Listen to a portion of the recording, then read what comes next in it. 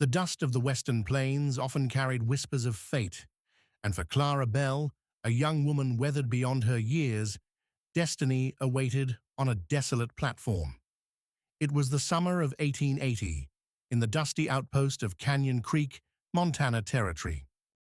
Her arrival on the rattling train promised a new beginning, a union with a man she barely knew, but the empty station and the biting wind hinted at a different story, one woven with threads of uncertainty and quiet dread. The empty platform, the train let out one last hiss of steam, its heavy wheels rattling off down the tracks, leaving behind a swirl of dust and the soft clunk of boots on wood. Clara Belle sat on a weathered crate just beside the depot, her gloved hands folded in her lap. A carpet bag rested at her feet, and a letter, crumpled from anxious readings, lay deep in her skirt pocket. Her eyes, too tired for her 23 years, scanned the empty platform again. He was not there. The letter had promised he would be. She had memorized the words, "I will meet you myself. Look for a tall man in a brown hat by the station wall. You will know me by my boots, black with silver toes." It was signed Jedediah Stone, her husband-to-be. But there were no brown hats, no silver-toed boots, only a freight clerk hauling crates, a boy with a broom, and the station agent who had already glanced at her twice like she was a stray dog. The sun pressed down hard, and Clara shifted her weight. She had not eaten since the night before, and her travel stays pinched at her ribs. Her mouth was dry, but she stayed seated. If she stood, it would mean she had nowhere to go. If she stayed sitting, maybe someone might still come. She reached into the pocket of her travel dress and pulled out the letter again, smoothing the creases. It was dated 2 months back.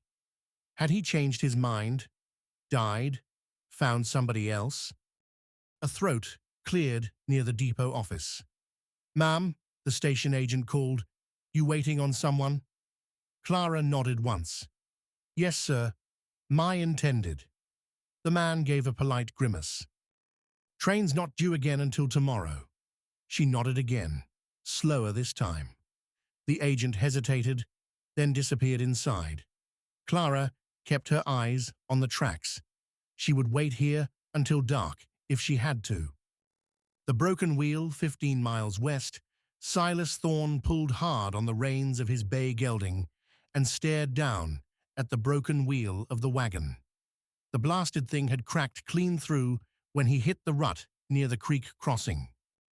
He stepped down and crouched beside it, wiping sweat from his brow. "Damn it, Jedediah," he muttered under his breath. If his cousin had not taken sick last week, Silas would not be here. But Jedediah, bedridden and coughing blood in a distant mining camp, had begged him to go to the station in his place. "She's expecting someone," Jedediah had wheezed. "You go in my stead, explain it to her, make sure she's all right." Silas had not liked it, but he had agreed. It was the decent thing to do. He had planned to reach the station hours ago, but the wheel had other ideas. He looked back toward the wagon. The spare was cracked too. No way to fix it without proper tools. He cursed again, louder this time, then turned to his horse. "We ride." The sun was dropping fast behind the hills. He would not get there before dark, but he would get there. He mounted and kicked the gelding into a gallop. The shadows grew long. A stranger's arrival. Clara pulled her shawl tighter around her shoulders. Though the air was still warm, the platform had emptied, and the depot was locked up for the night. She was alone. No one was coming. She pressed her hand to her chest. She had left everything in her eastern settlement. Her job at the general store, the boarding house room, her sister. She had sold her last small heirloom to buy the train ticket. She had believed in the promises Jedediah had written, how he wanted a good woman, how he had a homestead with strong fences and 2 milk cows, how he needed someone steady and kind. She had believed he needed her. The silence now told her otherwise. She stood slowly and picked up her carpet bag. Her knees trembled. She stepped off the platform, unsure of where to go. There was a small hotel down the road, but she had only $2 left. It would not last long. Miss Belle. The voice behind her was low and rough, like gravel over wood. She turned fast. A man had dismounted his horse near the platform, tall, broad-shouldered, dusty from the trail. His hat was dark grey, not brown, and his boots had plain toes, not silver, not Jedediah. Still, his eyes were kind. "I am Silas Thorne," he said, stepping closer. "Jedediah's cousin." Clara froze. Silas removed his hat. "He took ill last week. Fever. I came in his place. He asked me to meet you. I am sorry I am late." The wagon broke down. She stared at him. "He is not coming." Silas's jaw tensed. "No, ma'am. He is in no state to travel. He thought you would be better off knowing." Clara swallowed hard. "So he sent you only to explain and to make sure you are safe." She did not know whether to cry or scream. Silas looked at her bag. "Did you have a place to stay?" "No." He nodded, then looked away. "There is a boarding inn in town. I will cover the cost. It is the least I can do. I do not take charity." His eyes met hers again. "Then call it a debt for wasting your time." She hesitated, then finally nodded. A quiet understanding. He led her down the road, walking beside her with his horse trailing behind. They did not speak for a while. The sky turned violet above them. Silas cleared his throat. "You must be real brave." She glanced at him. "Why? Coming all this way alone, for someone you never met?" Clara shrugged. "I thought it would be different." He gave a quiet nod. "Me too." The innkeeper gave Clara a room with a slanted ceiling and a narrow bed. The wash basin was chipped, and the window would not open, but it was dry and private. Silas paid for 3 nights, left the coins on the counter, and tipped his hat once before heading back out. Clara stood by the small window and watched him ride off into the dark. She had just met him, but something about the way he handled her, gentle, steady, with no false kindness, stuck in her chest. She sat on the bed and let her hands fall to her lap. Maybe tomorrow would be better. Maybe this was not the end of everything. She closed her eyes and told herself to sleep. Unspoken thoughts. Silas did not sleep. He camped out near the wagon under a sky full of stars and thought about her eyes. Not the color, he could not even name it, but the way they had looked when she asked, "So he sent you?" He had seen that look before, on soldiers in camps, on mothers with no food left, on himself once or twice. He pulled his coat tighter against the cold. He had not expected her to be so proud, or so quiet, or so strong. Jedediah had not deserved her, and Silas could not stop thinking about the way she had stood up straight, even when her world had fallen sideways. Tomorrow, he told himself, he would see her again. Tomorrow. A new path. The morning light came slow and gold through the slanted window pane, glancing off the washstand and catching in the loose strands of Clara's hair. She stood at the mirror, pinning her braid into a crown before lifting the last of her clean collars from her valise. It was creased from the journey, but white enough. Downstairs, the dining room smelled faintly of coffee and fried cornmeal. She stepped carefully into the room, unsure if she would be welcome, but the innkeeper's wife waved her toward a table without fuss. She ate in silence, folding each bite with care her eyes on the lace edge of the tablecloth. She had not decided what to do next, only that she would not stay idle. Silas came in just after she finished, tall and dusted with trail, his shirt damp at the edges from the pump out back. He carried his hat in one hand and paused when he saw her. "I hoped you would still be here," he said, his voice low. Clara folded her napkin. "I have nowhere else." He did not sit until she nodded. Then he pulled out the chair across from her and leaned his elbows on the table, careful not to crowd her. "I took a look at the wagon," he said. "Axles cracked. I will need to get a new one sent in from another distant settlement. Could be a week." She met his eyes. "And why are you telling me this?" He shifted slightly. "Because I thought I might ride out to the homestead this afternoon, bring back supplies, maybe set up a space for you if you would rather not stay in town." She watched him closely. "I was promised a place there." "Yes, Mum," he said, "and I mean to see that you get it." Clara looked down at her folded napkin, then back up. "I am not a charity case." "No, you are not," he answered, "but you were given a promise. I figure it deserves to be honored, even if not the way you expected." She studied him a moment longer. "You are not like him." Silas's jaw flexed. "No, I am not." For a few breaths, neither of them spoke. Then she stood, smoothing her skirt. "I will come with you." His brow rose. "To the homestead." "I can ride," she said, "and I will not be left behind again." He stood too, slowly. "All right." The journey west. They left by mid-morning, Silas leading a second horse borrowed from the livery. He adjusted the stirrups for her without comment and handed her the reins with a nod. The trail west opened quiet and wide, dust rising in soft clouds from the horses' hooves.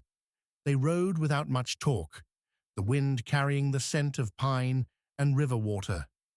Clara did not ask questions, and Silas did not fill the silence. Midday found them by a narrow stream. Clara dismounted without help, crossing to the bank and kneeling to splash her face. Silas stayed back, giving her space. "You were in the war?" she asked suddenly, not turning. "I was. Cavalry. Missouri Regiment." She stood slowly, drying her hands on her skirt. "You came back whole." He looked at her, then down. "Not entirely." They did not speak of it again. The sun climbed higher, and they rode on. By late afternoon, the land began to change. Fewer cottonwoods, more sage. The fence line appeared first, weathered posts leaning in the wind, and then the house, modest, 2 rooms, with smoke curling from the chimney. A place to call her own. Clara dismounted stiffly. Silas led the horses to the trough, then reached for the door. "I will let you go in first," he said. She stepped inside alone. The room smelled of ash and dry wood. A stove sat in the corner, cold but clean. There was a table with 1 chair, a cot against the far wall, and a trunk at the foot of it. No curtains, but the window let in the soft light of evening. She stood for a long moment, then turned back to the door. Silas had not moved. "It is yours now, if you want it." She stepped outside, closing the door gently behind her. "It is plain. It is solid," he said. She looked toward the hills, the wind lifting her hair. "I can work. I can sew and keep hens. I am not afraid of dirt." "I did not think you were." She turned to him fully. "Then why are you really helping me?" He did not look away. "Because when I saw you standing there, looking like you had been torn up and stitched back wrong, I knew I could not ride past it." Her eyes narrowed. "And what do you want in return?" "I do not want anything you do not want to give," he said simply. Clara folded her arms, but not in defiance, just to steady herself. I will need time. You can have it. The wind picked up, carrying the scent of distant rain. I will sleep in the barn, he added, until you decide what comes next. She nodded once. I would like some coffee, if you have any. He smiled, faint and tired. I will start the fire. They walked back toward the house together, step for step. Neither of them reached for the door first, but when he opened it, she stepped inside, ahead of him. Fireside conversations. The stove crackled low as the coffee boiled. Clara sat near the hearth, hands wrapped around a tin cup, her fingers still from the trail's long grip. Silas moved quietly behind her, setting a sack of oats on the shelf, then unlacing his boots by the door. The hush between them was not cold. It held something watchful, like wind through tall grass. I will take the cot, she said, without looking up. You said the barn, but this place is too far out to sleep apart. He nodded once, then settled cross-legged near the wall, arms resting over his knees. The firelight flickered across the lines at the corners of his eyes. He did not argue. You build this? She asked, tapping the rim of her cup. My father did. I helped raise the fence line, but he set the beams. He is still living? No. Died during the hard winter 4 years back. She studied the shadow his boots cast on the floorboards. And your mother? Buried beside him. Clara nodded once, then sipped. Mine passed when I was 12. Consumption. Pa followed not long after. Some men cannot stand to be alone. Silas did not speak for a while. Then, you had to manage from there. My older sister took work in town. I joined her once I was old enough to iron shirts and count change. He shifted his weight slightly. Is she still back east? She married a wheelwright. Got 2 boys now. I did not want to be the aunt in the corner room forever. The cup in her hands had cooled. She stood and poured what remained into the basin, then set it upside down on the shelf.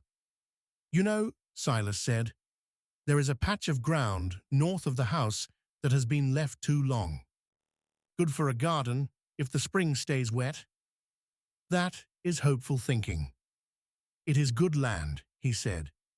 Just needs someone who will tend it regular. Clara reached behind her to unpin her hair, shaking out the braid. And you figure that summons me? I figure you have got your own mind about it. She turned, watching him in the fire's low light.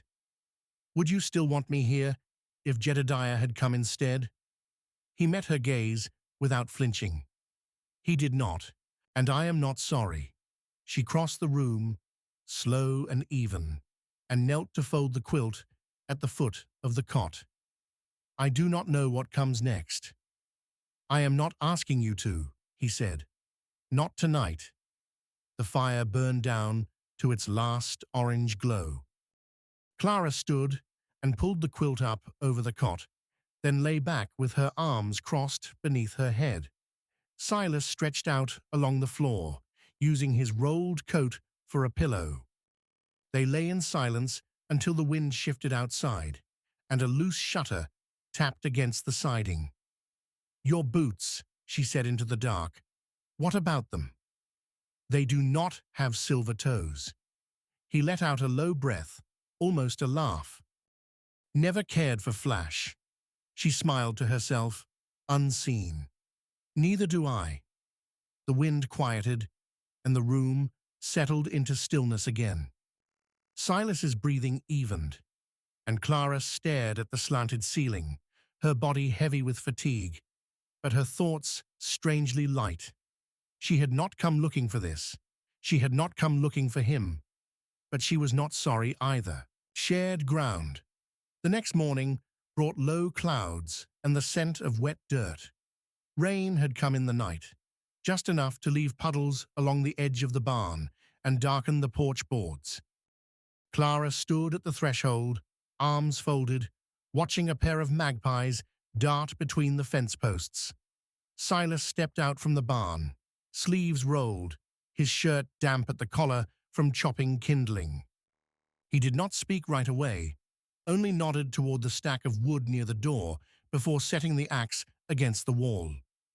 "I will patch the corner of the hen house today," he said. Roof started to sag. Clara turned slightly. "And hens to go with it?" "Not yet, but I figured if the roof is sound, you might want to see about getting some." She nodded once, but did not move from her place by the door. Silas's gaze lingered on her. "You sleep all right?" "I did," she said. "Woke once when the wind picked up. Thought I heard a wagon, but it was just rain on the trough." He stepped up beside her. Not too close. "You expecting someone?" "No," she said simply. Then after a pause, "But I dreamed I was back at the depot. Alone again. Felt like I had never left." Silas looked toward the horizon. "Dreams will do that. Pull you back into what you thought you had outrun." "I did not think I had outrun anything," she said. "I just thought it might be different here." He let the silence settle before answering. "It still could be." Clara turned to face him fully. "I want to do something useful today.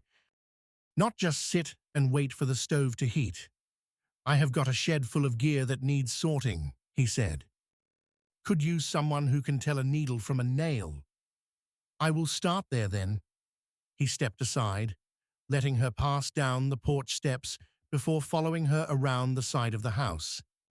The shed leaned slightly westward, its door hanging from one hinge. The inside, a scatter of rusted tools, tangled rope, and a cracked seed grinder. Clara rolled up her sleeves and knelt by the pile. "You keep everything you have ever touched," she observed. Silas crouched beside her. "Hard to throw things away when the town is half a day's ride and money is always thin."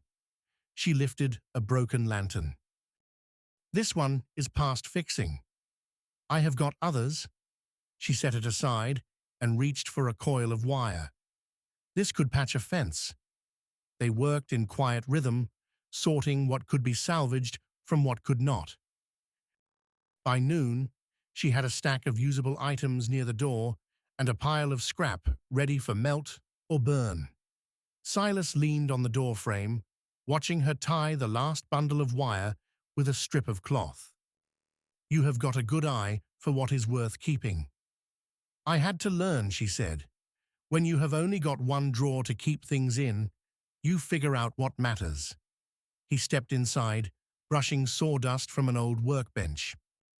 "You ever want to leave your eastern home before you answered Jedediah's letter?" She sat back, on her heels. "Yes." He waited. "I used to watch the trains pass, wondered where they were going. I did not care much where, just wanted to be on one." Silas nodded. "I rode one once, after the war, slept sitting up between two men snoring like bulls, still felt like freedom." Clara smiled faintly, eyes on the floor. "Funny how much we will trade for that feeling." They stood at the same time, both brushing grit from their hands. "I will heat a kettle," she said. "We can eat outside." He followed her to the house, and soon they sat on the porch with tin cups of boiled potatoes and salt pork between them. The sky had cleared just enough to let the warmth through. Silas leaned back against the post. "You ever think about what you would do if you got to build something from the start?" Clara traced the rim of her cup. "A place where nothing was borrowed, where the walls were mine.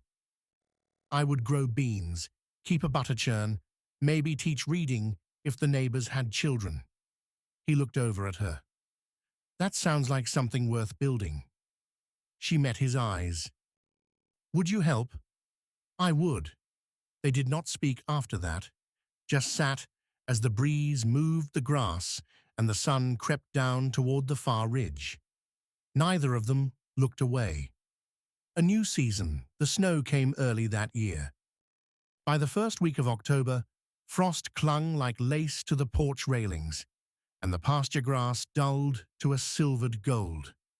Clara pulled her shawl tight as she stepped outside with the basket of laundry, breath rising in small clouds. The sun had barely crested the ridge, but the stove was already warm, and biscuits were rising under a cloth in the kitchen. Silas had risen before her again. He was somewhere out in the lower field, laying new fence posts before the ground turned too hard. She could hear the faint rhythm of his hammer, steady and distant. She set the basket on a stump and began pinning shirts to the line, her stitches running neat along the cuffs. She had taken to reinforcing the seams of his work shirts in the evenings while he cleaned tools or mended the barn latch. They did not speak much during those hours, but something passed between them, quiet and complete, like a song sung under breath. The hens clucked lazily near the coop, pecking at the feed she had scattered before dawn. The three oldest had already quit laying, but she let them stay. They had earned peace. By mid-morning, Silas came up the path, gloves tucked into his belt, cheeks reddened from the wind. He paused near the porch when he saw her at the line, but she did not look up until she felt his steps behind her. "Posts holding?" she asked, reaching for another clothespin. "Dry earth near the cottonwoods. Might need to soak it tonight." Clara nodded. "I boiled the last of the black beans. They will keep warm till noon." He studied her a moment, then reached past her to lift a damp sleeve. "You still thinking about leaving?" She turned her face toward his, the line between them flapping once in the breeze. "I did at first, and now I wake up before the sun.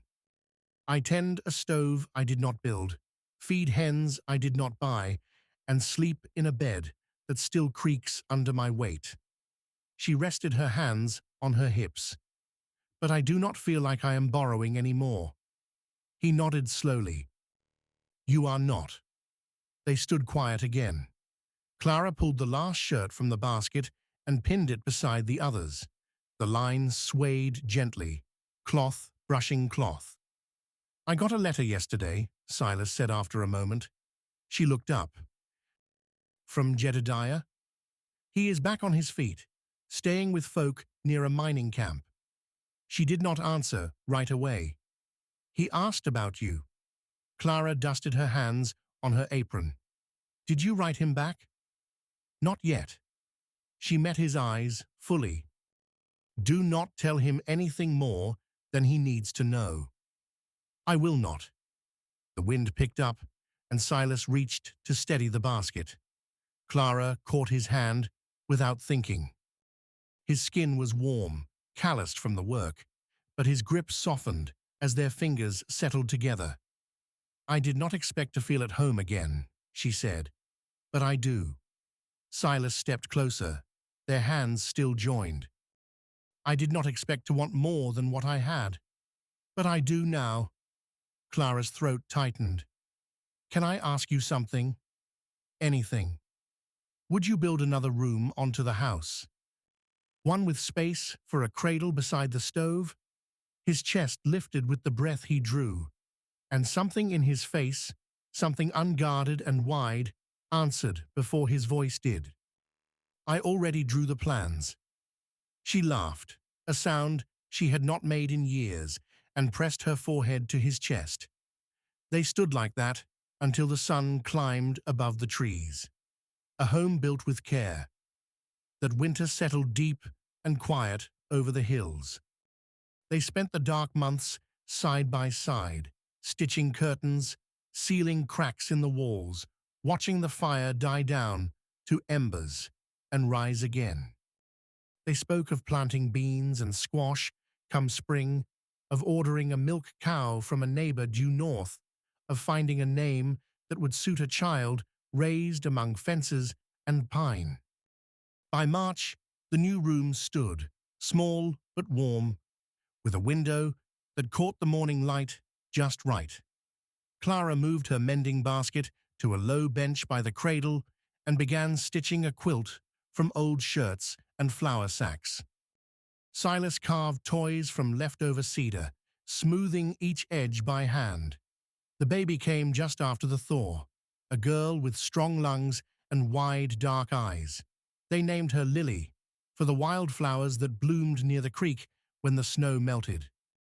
Clara held her close that first night, Silas seated beside the bed, his hand resting on the curve of her knee. "I never thought I would be needed like this," she whispered. He leaned in, brushing her temple with his lips. "You are not just needed," he said. "You are home." The lamp burned low. Outside, the wind shifted through the eaves, soft and sure, and inside the house they had built together, slowly, honestly, and with care, the three of them breathed as one.